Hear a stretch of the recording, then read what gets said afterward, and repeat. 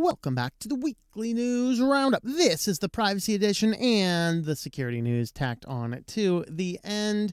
I should treat the security news better. I mean, it does take up 50% of the program. Anyway, with that being said, these are recorded live Fridays, 9 p.m. Eastern Standard Time if you would like to catch the show live. But let's go ahead and dive right on in. PlayStation 5 Beta temporarily stores screenshots and video in the cloud for easy sharing. So this is a beta program where there's been some complaints about how difficult it was to share content from your PlayStation. The workaround is you'd have to post it to Twitter and then pull it off of Twitter and then use something else. So they've been listening to their people and say, well, we now have an app. And basically what happens is anytime that you create any new screenshots or screen captures or anything like that, they just go on up to your cloud, and then you can get in there with an app and pull those down, or not really pull them down as much, but you can use those and link them out to different socials or emails or whatever else. And then after 14 days, I believe it's after 14 days, if you don't use them, they automatically delete. Now, that is a little bit disconcerting, but it is also something you have to explicitly opt into on two separate settings. You have to stay connected to the internet setting must be turned on, and I believe the other one is just a toggle switch to use it. But then, of course, this is a beta. They may modify it or change it or remove it after time. And it's also only in Canada and Japan. How'd Canada get in there, eh? Did they bribe Sony with a bunch of maple syrup or something? I mean, Canada and Japan seems like an oddly specific set of countries to try this beta in. It's like, why? I don't know. But anyway, if you do opt into the new feature, the new test, just be aware that literally everything that you do a screen cap of will store to PlayStation's cloud. And then it will be deleted after 15 days, and probably if you don't use it for a period of time. All right, next, there has been this discussion over at The Verge, because The Verge, I'm pretty convinced, I'm not sure. I have this little hard time. I have a few of the sites. I grab a lot of my news off of Ars Technica and The Verge, at least as starting points, because they work on a Tor connection with ad blockers without throwing hissy fits and pop-ups all over the place and things like that. But I'm not sure which group is stupider. I'm just not quite sure. Was it The Verge that gave us the amazing computer build, I think, which just lacked basic common sense. And then Ars Technica, they are the most, they try and be scientific, but they are the most unscientific, horribly politically biased. Pretty much they're crazy lunatics over there at Ars. But and some of the stuff is noteworthy in tech, and some of it's just what the hell are you doing? But The Verge, it's time for the Pixel Watch. Okay, first and foremost, Verge, I'm going to alert you to something. Okay, you may not know this because I'm not sure you actually follow the news. I know you're a big news site. But Pixel is a Google brand, and Google owns Fitbit. So they have a smartwatch. Okay, just saying. So you guys using Fitbits that didn't know that, all of that health data that's going from your thing, oh, look, it even takes my oxygen levels down and all my blood tests and all of my heart rate and all my sleeping patterns. It's so amazing. And it takes all of that personal, private, 24/7 health data about you and uploads it to Google's servers, where Google feeds it through AI bots and then uses it to generate algorithms to feed its new health insurance company to sell that data to health insurance companies to cause your premiums to go up. I hope you like your Fitbit. But Ars is here trying to say Google needs to do for smartwatches what it did for the Pixel 6. And basically it's just a thing we hate the Samsung Watch, we hate the Apple Watch, we want the Google Watch. Why? So it's just like, what are you guys thinking here? And so, yeah, I get it. I get it. You think that Google should have its own watch. And really their biggest argument, if you read through the article, is a Samsung watch, like a Samsung phone, has a lot of Samsung branded apps.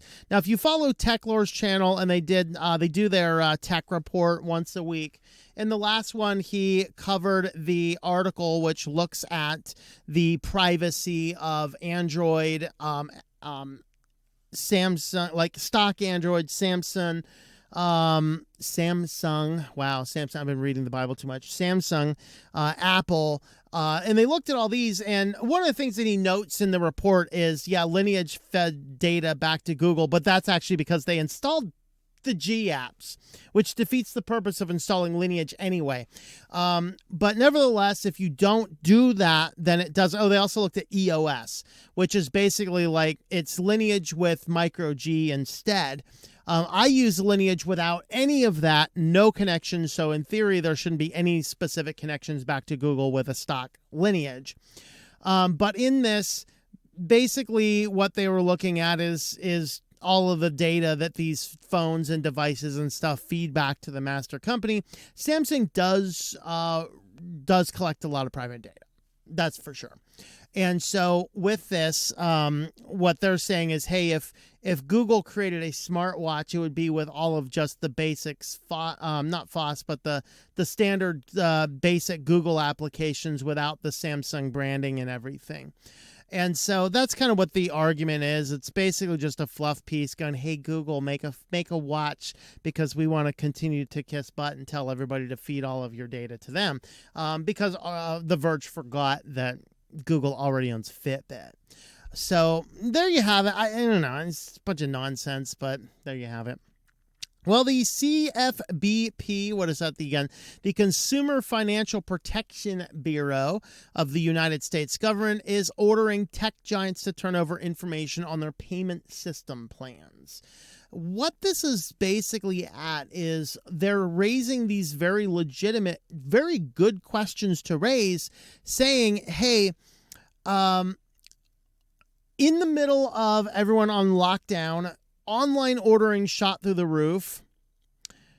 And what happened then is you have all of these services like PayPal, you have Venmo-like services, PayPal-like services, and then Google Play, or like Google and Apple and Samsung like payment apps. And basically what they're saying is, hey, we think that in the vast proliferation of consumer applications to buy and sell and transmit money, which are not as regulated as banks are, they're saying we think there could be a great opportunity for these companies to abuse customer data. For example, as they had cited in their notice here, what if Google is using a Google Pay service and then they use this to feed the data collected on the consumer into other product lines, etc. And this could certainly, it raises some questions. We don't have what's going on at the end, but at the same time, what we're seeing here is we're seeing them at least ask these basic questions. Now, is the government competent enough to figure out what's going on? Of course not. But with them asking the questions, maybe some other people who are competent to figure out what's going on will get some of that data, and maybe we'll get some information. But they're looking at information relating to data harvesting and monetization. Payment companies may be actively sharing payment data across product lines and with data brokers and other third parties. In some cases, big tech companies may be using this data for behavioral targeting. These practices may not align with customer expectations. Customer expectations. Oh, it's just so cool. It just works. I can just pick up my phone, text a few things in a button, and send my friend half the money for the bill. You know, why don't you guys just carry around cash? Or, hey, I got it this week. Okay, I'll get it next week. I know it's a complicated thing. I hang out with a friend on Sundays. We go out for ice cream frequently. And you know what? We're not like, okay, one person's going to pay. Venmo me the $5 for your ice cream. If I can't buy my friend a $5 ice cream cup, I got other problems, okay? telling you. Access restrictions and user choice. When payment systems gain scale and network effects, merchants and other partners feel obligated to participate, and the risk increases that payment system operators will limit consumer choice and stifle innovation by anti-competitively excluding certain businesses. And then other consumer protections, mark this box for other. And over to the UK. The UK schools will use facial recognition. Now, part of this they're saying it's to speed up lunch payments. We've been doing school lunches for a long time. We've figured out how to get them. I mean, I know it's old tech. Maybe we should consider some of this old tech. But when I was in school, we had a little card. And at the beginning of the week, you go in and you pay the money and you get a card. And it was pink, and you had your card with you, and it taught you a little thing called responsibility, that you had to remember your lunch card, maybe slide it in your binder, and you'd go to lunch, and they would boop, boop, boop, boop, boop, and you hand them the card, and they grab it, and they go click, click, and they hand it back to you, and you're done. I know that's a novel concept. Old tech stuff. I mean, that requires punch cards. We have to figure out dystopian 1984-like ways of doing this instead. So the UK schools are going to use facial recognition. Now, some people might argue, maybe this is more about the dystopian nightmare than it is anything like this, because some of the things that they're mentioning here is, it's much more sanitary than that dirty, filthy lucre, or biometrically scanning your fingerprint on a fingerprint reader, because we don't want to spread the coof, of course. And so facial recognition, there you go. You have a way that you can collect money by using facial recognition of your little children without worrying about spreading the coof. It's starting to sound like computing forever over here. Maybe that's a good thing.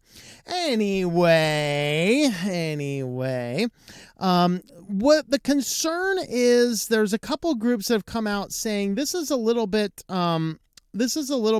concerning, because what they say is that 97% of children or parents have offered consent. However, Big Brother Watch and England's Biometric Commissioner both maintain that facial recognition was arbitrary. This was a concern that schools' rollouts might normalize face scanning and numb students to privacy concerns. If you grow up with this technology, you might not be able to object when it crops up at airports or music festivals, which it already does. Another article I read on the same topic here said that they believe that many of the parents were even possibly peer pressured into doing this as well. And so there we have it. This is normalizing it, because anytime we're taking this type of tracking biometric type technology and we're giving it to kids, they're not thinking about, they're growing up with it. It's the same thing where philosophies, as they merge throughout, we grow up just innately believing the philosophies of our generation, whether or not they were good philosophies or not.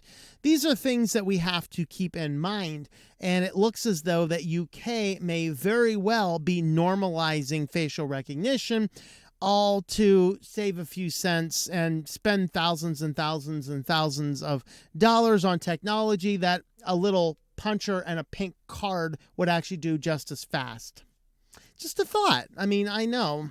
Well, if you would like to help support the channel, we do have some affiliates. Today we are highlighting ProWritingAid. As an author myself, it is very good to have some grammar checks in there. And they actually do have a version for this that will work with LibreOffice. I actually use Language Tool with LibreOffice, so it may or may not work with Linux LibreOffice or not. But it does work very well with web browser extensions and things like that. They do have some free services. You can try out some of their free services. Using my code tlm.li/PWA will save you 20% off a yearly subscription or a lifetime subscription, or you can do a monthly subscription for $20. So with that, feel free to have a look at that service there. And let's go ahead and look at some security news. So first up in security news, Google details an extensive phishing campaign targeting YouTubers. Shows the value of channels' audiences. I just pretty much assume any of these people are like, I'm from so-and-so agency and we're going to help you out. Yeah, right. You're gonna do nothing and try and steal half of my AdSense revenue. No, thank you. So Google put out a report detailing a phishing campaign directed at YouTubers involving around 15,000 fake accounts and over 1 million messages to targets. So what they were doing is they were trying to find large channels. They scrape the contact information, and then they create Google accounts, and then try basically send login information, links, anything they can to attempt to phish out a YouTuber's login credentials. So they didn't say who was recruiting the hackers, but these were the nice job descriptions they got. So light advertising, register a Gmail account, send the account to attacker, perform social engineering to trick the target into downloading the malware, and you receive 25% of the revenue hijacked from the channel. And then the full stack advertising, search and collect YouTube contact emails, register a Gmail account, send the account to attacker, prepare and send out the initial set of personalized email targets, perform social engineering to trick the target into downloading the malware, and quote, everything else. And you share 70% of the revenue hijacked from the channel. So basically they're going in, and part of this is probably why YouTube is trying to push two-factor, at least on right now. It's being pushed on all of the content creators in the AdSense program. And so everybody come November 1st has to have two-factor authentication turned on, and then they'll probably roll that back to any other YouTubers in the future as well. And that's really part of what this is about. And so what they're trying to do is they're trying to get the login. They're trying to use malware to get the login session cookies, because those are very good for getting in. That's, of course, how the Yahoo mail hacks were done, is they end up scraping out the session cookies and then using that. So there you go. If you have a YouTube account, make sure you're using two-factor authentication. Just make sure you're not doing it with your cell phone number. Don't do that. I know on the heels of this, Rob Braxton channel, which is totally awesome, I disagree with him on this point, because he says this whole push of two-factor authentication was a way for Google to get your phone number. Guys, I have two-factor authentication turned on, and Google does not have my phone number. Okay? Just saying. Don't use it because, yeah, SIM swapping is still a thing. Some people say it's better to use the phone with two-factor authentication than nothing. I generally disagree. I don't want my phone connected to anything out there, period. If I absolutely had to, it would be some burner phone, and even then I don't really want to. But in this story here from Krebs on Security, 2 people were charged in a SIM swapping and phishing scams. Not heard of the word phishing before this.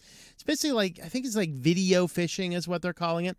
So basically these guys here, they were just doing the good old-fashioned social engineering, or just outright bribe people working at the mobile phone companies in order to share some information. Then they were just tying out. Basically what the SIM attack is, if you are unaware, is when somebody social engineers their way into your mobile carrier, and you get the mobile carrier to, get them to think that I lost my phone somewhere. I need my phone. It's really important. I'm going on business tomorrow. And whatever it takes to social engineer, the guy's like, all right, we got to get this lunatic out of here. So let's just go ahead and get him a new phone, activate him a new SIM card, and boom, they pop the SIM in there. And now they have literally access to every single account you're using on that phone number. They've effectively stolen your phone number. And since many of these two-factor authentications think that, oh, if you forgot your password, then the phone takes priority, they will now have changed every one of your passwords as well. So these are very specifically targeted accounts and things like that. So just an FYI, if anyone's trying to phish for my YouTube account and trying to figure out what my phone number is, yeah, it's not going to help you if you attack my phone number because I don't attach it to anything. Used to really drive like Comcast crazy. You don't have a phone number. I know. Deal with it. I was used to tell them, I'm sorry, I'm calling from my neighbor's phone. So I kept them from keeping it. Anyway, so these two guys were busted for this, one in Maryland, one in Pennsylvania, and they were basically just doing the SIM swaps. So we caught them, but that's why you have to be careful with that phone number. Well, there is no official Squid Game app. I can tell you guys that prior to doing I think it was a Sillyville article 2 weeks ago, I have never heard of Squid Games. Now it's like all over the place. The latest fad. Best I can tell, it's South Korean Hunger Games. Is that my understanding? I don't know. I don't really care. If y'all are supporting Netflix with all this stuff, I'm sorry, you're supporting all of the nonsense that comes out of that crap.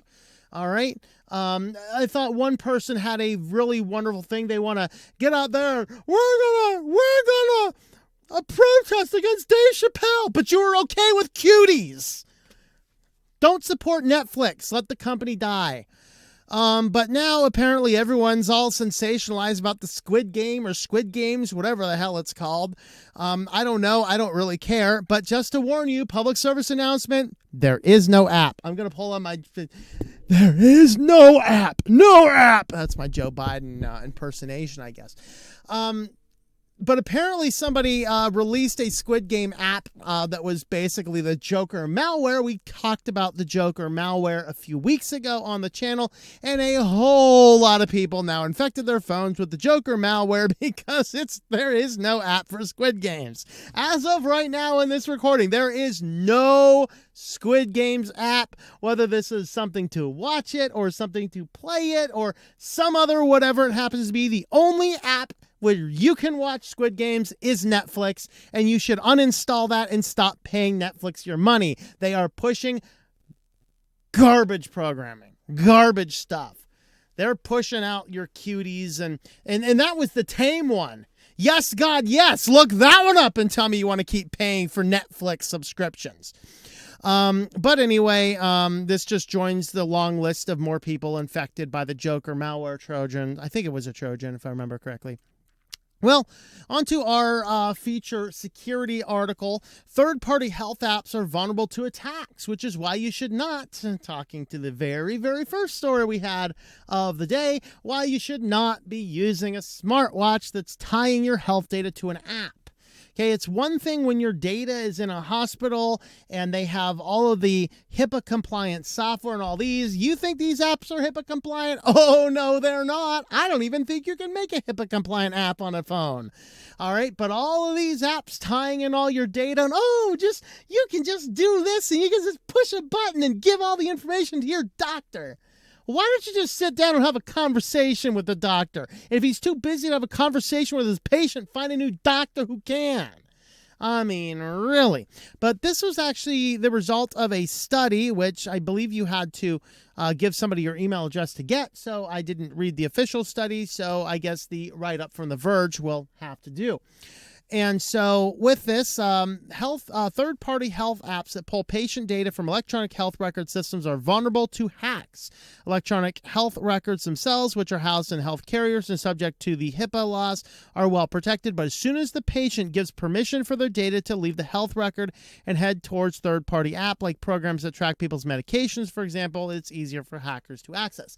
And this is why, going back to a discussion, I think we had it in, and there was a recent video I discussed a little bit about the health data and not wanting, I think it was last week, where the two people were debating about it, and the one guy's like, yeah, all of your scientific research to your data should all be opt out. No, they shouldn't even have the option of opt-in. Maybe an option to opt-in for people who are really on board with that and want to give all that data to science. But you gotta realize that they're utilizing apps and things. Understand this, several hospitals just carte blanche handed every bit of data to Google and trusted Google to pull your name off of it. Which, by the way, the health data is very valuable, as they mentioned here. Health data is the most valuable data to a hacker because it is not easy to be changed and is not easy to see when it's being used. Credit card numbers, there's a breach, everyone knows it. The credit card company just wipes it out and reissues a new card, no big deal. You can't do that with your medical records. And this is why I'm completely against medical records being digitalized at all. They should be in a paper file in your doctor's office, and he should hand you a copy of your records when you leave. Okay, so you have a copy and he has a copy, and there's no weird computer systems, because I got news for you. Unless you are actually a computer security guy or somebody who spends your day in, day out life around actual technical workings of computers, you're too incompetent to secure data that's connected to the internet. Okay, just don't take offense at that. But you are. I've seen what some of you nurses can do. My mother was a nurse for a long time. They had all their health data there, and she's like, how do I delete my email? How about you highlight and push the button that says delete? I mean, really? So once you give approval, or you don't even have to anymore, the doctor's office, the hospital, the stupid 37,000-page piece of paper gives them full permission to hand your data to anybody and everybody. Basically, it's an opt-out to HIPAA that you have to sign to go in, you know? That's basically what they're doing, and they're like, oh, this is a whole new app. Oh, look at this app. It's so awesome. The app. Ah! And then a hacker gets a hold of it because you can't HIPAA compliant an app. And then all your data leaks. So these are some of those things to think about. We have to really, as a society, be against putting anything and everything on the internet. Just the things that have to be there, and your health data does not need to be there. So with that, if you want to help support the channel, I do have a Patreon page. That is patreon.com/TOMM. That's TOMM. Jump on over there, and that will help support all of my various channels. With that, thanks for watching, and we will see you next time. Thank you for watching this video from Switched to Linux. This channel would not be possible without the backing of the program supporters scrolling on the screen now. You can be a supporter at Patreon at patreon.com/TOMM or at thinklifemedia.com. I also want to thank the open source community who creates such excellent software that makes producing this show possible. Please remember to support your software communities. Thank you, and I hope that you enjoy switching to Linux.